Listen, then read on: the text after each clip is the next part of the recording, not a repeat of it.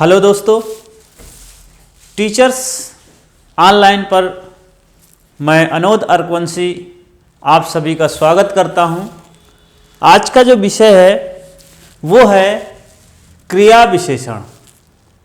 आज का जो विषय है वो है क्रिया विशेषण। आज हम क्रिया विशेषण का अध्ययन करेंगे। आज हम क्रिया विशेषण का अध्ययन करेंगे। इससे पहले हमने पिछले वीडियो की तरफ एक बार निगाह डाले तो हमने संज्ञा को अच्छी प्रकार पढ़ लिया था। संज्ञा के गोले समझ में आ गए थे। सर्वनाम को पढ़ा, सर्वनाम के गोले समझ में आ गए। 6 प्रकार के सर्वनाम बताए गए थे। और इसके बाद विशेषण, विशेषण के गोले पढ़े गए। और इसके बाद अव्यय, अव्यय को हमने समझा। अव्यय के 4 प्रकार बताए गए थे। 4 प्रकारों में से एक प्रकार क्रिया विशेषण था। और क्रिया विशेषण, आज हम क्रिया विशेषण का अध्ययन करेंगे। किसे कहते हैं क्रिया विशेषण, क्रिया विशेषण के कितने प्रकार हैं, किन आधारों पर क्रिया विशेषण का वर्गीकरण किया जाएगा। आज इन सभी प्रश्नों के जवाब तलाशने का प्रयास करेंगे। तो क्रिया विशेषण, जैसे कि शब्द से ही क्रिया माने क्रिया, क्रिया वो हो, क्रिया किसे कहते हैं, जो शब्द किसी कार्य के करने को सूचित करे। कोई कार्य हुआ है या नहीं हुआ है उसे हम क्रिया विशेषण कहते हैं, क्रिया कहते हैं। और जो शब्द क्रिया की विशेषता बताए उसे हम क्रिया विशेषण कहते हैं। क्रिया विशेषण के प्रकार, क्रिया विशेषण के प्रकार, क्रिया विशेषण के प्रकार या भेद 3 आधारों पर किए जा सकते हैं। क्रिया विशेषण के प्रकार 3 आधारों पर किए जा सकते हैं। नंबर पहला आधार है प्रयोग के आधार पर। प्रयोग के आधार पर क्रिया विशेषण कितने प्रकार के होते हैं। पहला है प्रयोग के आधार पर। अब ये क्रिया विशेषण का गोला है, इसमें इसके 3 आधार हैं। भेद के आधार, भेद के आधार या प्रकार के आधार। पहला है प्रयोग के आधार पर। प्रयोग के आधार पर, प्रयोग के आधार पर क्रिया विशेषण कितने प्रकार के होते हैं। प्रयोग के आधार पर क्रिया विशेषण 3 प्रकार के होते हैं। प्रयोग के आधार पर क्रिया विशेषण 3 प्रकार के होते हैं। जैसे साधारण क्रिया विशेषण। साधारण क्रिया विशेषण वो क्रिया विशेषण होते हैं जो बिल्कुल स्वतंत्र होते हैं। जो पूरी तरह जो स्वतंत्र क्रिया विशेषण होते हैं उन्हें हम साधारण क्रिया विशेषण कहते हैं। जैसे अरे, हाय, जो विस्मय वाले क्रिया विशेषण हैं वो सब साधारण क्रिया विशेषण के अंतर्गत आते हैं। संयोजक क्रिया विशेषण, संयोजक शब्द से ही पता चलता है कि संयोग का मतलब होता है जोड़ना। जब वाक्य को जोड़ने का काम जो है क्रिया विशेषण करे, या एक मुख्य वाक्य हो, एक आश्रित वाक्य हो, तो उपवाक्य को जोड़ने में जब काम करता है उसे हम उस क्रिया विशेषण को संयोजक क्रिया विशेषण कहते हैं। संयोजक, प्रधान वाक्य से उसका आश्रित उपवाक्य जोड़ने वाले क्रिया विशेषण को हम लोग संयोजक क्रिया विशेषण कहते हैं।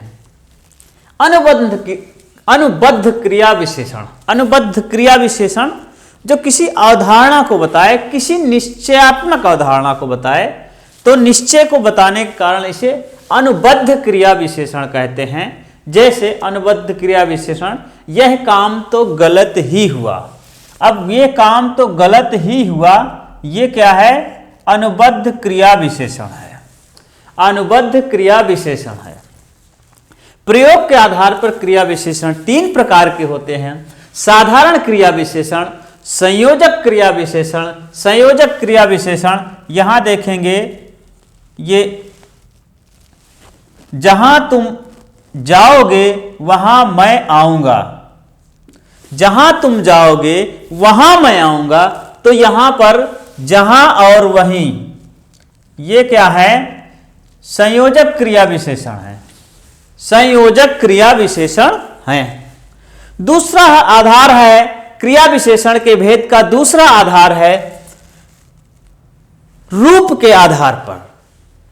रूप के आधार पर क्रिया विशेषण तीन प्रकार के होते हैं। मूल क्रिया विशेषण, मूल क्रिया विशेषण वो क्रिया विशेषण होता है जिसमें कोई प्रत्यय नहीं लगता, जिसमें कोई किसी भी प्रकार का प्रत्यय नहीं लगता, वह पास है, दूर है आदि। ये जो है, ये क्रिया विशेषण जो है पास से पढ़ता है, दूर से खेलता है। तो ये सारे क्रिया विशेषण क्या है? वो पास से खेलता है और वो दूर से खेलता है। तो ये मूल क्रिया विशेषण है। कारण,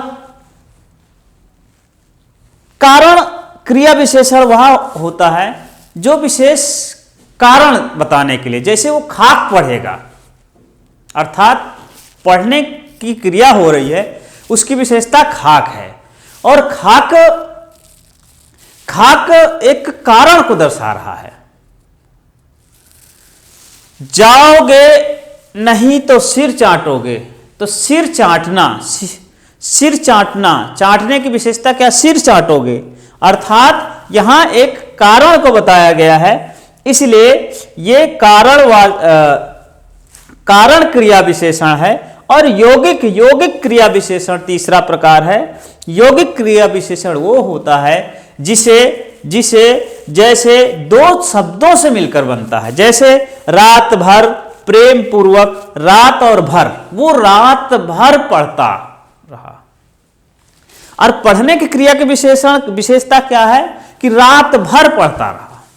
तो रात और भर दो शब्द मिलकर के क्रिया विशेषण बनाए, उसे हम यौगिक क्रिया विशेषण कहते हैं। वो प्रेम पूर्वक मिलता है, वह प्रेम पूर्वक मिलता है। तो प्रेम और पूर्वक मिलने की क्रिया हुई, उसकी विशेषता क्या है? प्रेम पूर्वक। प्रेम और पूर्वक दो शब्द मिलकर के यौगिक होने के कारण ये यौगिक क्रिया विशेषण होता है। अब हम तीसरा प्रयोग के आधार पे हमने समझा, प्रयोग के आधार पे तीन क्रिया विशेषण, साधारण क्रिया विशेषण, संयोजक क्रिया विशेषण, अनुबद्ध क्रिया विशेषण। रूप के आधार पर तीन क्रिया विशेषण, मूल क्रिया विशेषण, कारण क्रिया विशेषण, यौगिक क्रिया विशेषण। अब अर्थ के आधार पर क्रिया विशेषण का अध्ययन करते हैं। अर्थ के आधार पर क्रिया विशेषण, अर्थ के आधार पर क्रिया विशेषण को समझने के लिए हम इसका सहारा लेंगे।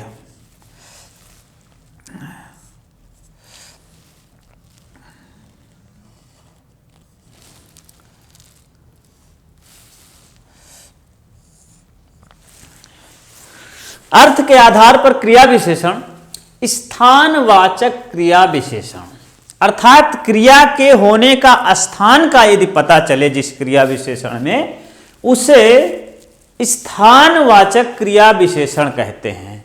जैसे यहां, वहां, ऊपर, नीचे, ये जितने क्रिया विशेषण हैं ये क्या है? स्थानवाचक क्रिया विशेषण हैं। ये क्या है? स्थानवाचक। जैसे वो यहां रहता है, यहां रहता है, यहां रहने का मतलब यह है कि यहां रहने का मतलब रहने की जो क्रिया है उसकी विशेषता क्या है? कि यहां है। और यहां क्या है? वो स्थानवाचक क्रिया विशेषण है। स्थानवाचक क्रिया विशेषण यहां, वहां, ऊपर, नीचे, अंदर, बाहर, ये सारे क्रिया विशेषण स्थानवाचक क्रिया विशेषण होते हैं। दूसरा अर्थ के आधार पर प्रकार है कालवाचक क्रिया विशेषण। कालवाचक क्रिया विशेषण उसे कहते हैं, कालवाचक क्रिया विशेषण उसे कहते हैं जो क्रिया के होने का समय बताए। कब आओगे? आज, आज पढ़ना है, पढ़ने की विशेषता क्या है? आज। उस समय बता रहा है क्रिया के यदि होने का समय पता चले, क्रिया के होने का यदि समय का पता चले, क्रिया के होने का समय पता चले, यदि ऐसा पता चले कि क्रिया कब हो रही है, तो वहां पर कालवाचक क्रिया विशेषण होता है। आज, अब, कब, अभी, ये सारे कालवाचक क्रिया विशेषण हैं। आज, अब, कब, अभी, ये सभी कालवाचक क्रिया विशेषण हैं। अगला है इसका कि रीतिवाचक क्रिया विशेषण। अर्थ के आधार पर तीसरा प्रकार है रीतिवाचक क्रिया विशेषण। रीतिवाचक क्रिया विशेषण उसे कहते हैं, रीतिवाचक उस क्रिया विशेषण उसे कहते हैं जो क्रिया के होने की पद्धति को बताए, उसके रीति को बताए, उसे हम रीतिवाचक क्रिया विशेषण कहते हैं। रीतिवाचक क्रिया विशेषण उसे कहते हैं जो क्रिया के होने के तरीके को बताए कि क्रिया किस तरीके से हो रही है। जैसे वो धीरे धीरे पढ़ता है, पढ़ना एक क्रिया है, उसकी विशेषता क्या है, धीरे धीरे है। अब ये बता रहा कि जो पढ़ने की जो क्रिया है, पढ़ने की जो क्रिया है वो क्या है, वो धीरे धीरे एक रीति को बता रही पढ़ने की होने क्रिया। जैसे वो ध्यान से देखता है, वह मैच ध्यान से देखता है, देखने की क्रिया ध्यान से है, इसलिए ये जो है रीतिवाचक क्रिया विशेषण है। क्रिया के होने के तरीके को बताने के कारण इसे हम रीतिवाचक क्रिया विशेषण कहते हैं। इसे हम रीतिवाचक क्रिया विशेषण कहते हैं। ये जो है ये रीतिवाचक क्रिया विशेषण है। अब अंतिम है परिमाणवाचक क्रिया विशेषण। जब क्रिया के परिमाण माप का पता चले, नाप का पता चले, उसे हम परिमाणवाचक क्रिया विशेषण कहते हैं। परिमाणवाचक क्रिया विशेषण, परिमाणवाचक क्रिया विशेषण वो होता है जो क्रिया के माप को दर्शाए। जैसे वह अधिक पढ़ता है, खूब गाते हो, बहुत पढ़ते हो, बहुत जाते हो, अधिक सोते हो, कम खाते हो, ज्यादा खाते हो, ये सब क्या है, परिमाणवाचक क्रिया विशेषण हैं। ये सब क्या है, परिमाणवाचक क्रिया विशेषण हैं। ये परिमाणवाचक क्रिया विशेषण हैं। परिमाणवाचक क्रिया विशेषण में जैसे अधिक, खूब, बहुत आदि आते हैं। इस प्रकार आज का जो महत्वपूर्ण टॉपिक था क्रिया विशेषण, एक बार इसको पुनः समझते हैं, रिवाइज करते हैं ध्यानपूर्वक, अच्छे से इसको समझ लें। और मैं ये बात बार बार हर वीडियो में बता रहा हूं कि आप सभी लोग इसको डायग्राम को बनाते जाइए। पूरी हिंदी साहित्य, हिंदी व्याकरण की जो सीरीज है, हिंदी व्याकरण की जो सीरीज है उसे बनाते जाइए। यदि हिंदी व्याकरण की सीरीज ये आपने सही से बना लिया तो इसको समझना बहुत आसान है। आपके पेपर के समय आपको आसानी से रिवीजन कर सकते हो और जल्दी रिवीजन हो जाएगा और इस सारे आपका व्याकरण तैयार हो जाएगा। इसके बाद हम हिंदी साहित्य का इतिहास और काव्य शास्त्र, भारतीय काव्य शास्त्र एवं पाश्चात्य काव्य शास्त्र और भाषा विज्ञान, इनके वीडियोज भी शुरू से लेकर अंत तक सीरीज वाइज उपलब्ध। और बहुत शानदार वीडियोज आने वाले हैं, बहुत शानदार क्लासेज होने वाली हैं, विशेषकर हिंदी साहित्य के इतिहास में। व्याकरण में तो हम लोग नियम से बंधे हुए होते हैं, और लेकिन जब हिंदी साहित्य का इतिहास होता है तो उसमें चिंतन का प्रभाव होता है। साहित्य का इतिहास क्या होता है, तत्कालीन समाज का इतिहास और उसकी साहित्यिक अभिवृत्ति, उसका अध्ययन किया जाता है। तो बहुत ही इंटरेस्टेड क्लास होने वाली है, वो सीरीज आएंगी। तो व्याकरण की सीरीज जैसे आ रही है, हिंदी साहित्य इतिहास की भी पूरी कंप्लीट सीरीज आएंगी, और भारतीय काव्यशास्त्र की सीरीज, पाश्चात्य काव्य शास्त्र की सीरीज और भाषा विज्ञान की सीरीज, ये सारी सीरीजें पूरा कंप्लीट अध्ययन आपको मिलेगा। बस यही है कि मैं आपसे यही बार बार कहता हूं कि ये वीडियोज केवल कथा मात्र समझ करके, देख करके नहीं भूल जाना। ये सारी चीजें शुरू से लेकर अंत तक डायग्राम सारे बनाते रहना है। डायग्राम चित्र यदि आपने बना लिया और इसको समझ लिया तो आपका काम 70-80% हो गया। बाकी 10% अपर लेवल के लिए हम लोग और काम करेंगे। तो ये सभी लोग ध्यान देंगे। क्रिया विशेषण क्रिया विशेषण वो शब्द है जो क्रिया की विशेषता बताता है।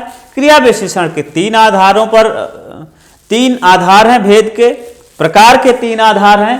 प्रकार के 3 आधार हैं। प्रयोग के आधार पर क्रिया 3 प्रकार की होती है। क्रिया विशेषण 3 प्रकार की होती है। साधारण क्रिया विशेषण, संयोजक क्रिया विशेषण, अनुबद्ध क्रिया विशेषण। रूप के आधार पर क्रिया विशेषण 3 प्रकार के होते हैं। मूल क्रिया विशेषण, कारण क्रिया विशेषण, यौगिक क्रिया विशेषण। और अर्थ के आधार पर 4 प्रकार के क्रिया विशेषण होते हैं। स्थानवाचक क्रिया विशेषण, कालवाचक क्रिया विशेषण, परिमाणवाचक क्रिया विशेषण और रीतिवाचक क्रिया विशेषण।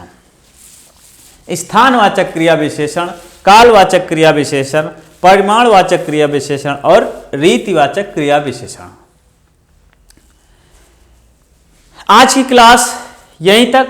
नेक्स्ट क्लास में हम अगली क्लास में मिलेंगे। जो हमारा विषय है वो है समास। बहुत ही अच्छा टॉपिक है, बहुत बेहतरीन है और पेपर्स में बहुत इंपॉर्टेंट है और बहुत प्रश्न आते हैं। बहुत महत्वपूर्ण टॉपिक अगले वीडियोज में हम लेके आएंगे। और ये एक बार यदि आपने सही तरीके से समझ लिया तो समास के एक भी प्रश्न नहीं गलत हो सकते। बस अच्छे से समास को समझने की जरूरत है। तो देखते रहिए टीचर्स ऑनलाइन चैनल पर, बने रहिए, अपनी तैयारी को जारी रहिए, निरंतर संघर्ष करते रहिए, मेहनत करते रहिए जज्बे के साथ। और इस चैनल से जुड़े रहिए और जोड़ते रहिए। आज का वीडियो कैसा लगा कमेंट बॉक्स में जरूर सूचित करें। और इस वीडियो को देखने के लिए बहुत बहुत धन्यवाद। जय हिंद, जय भारत।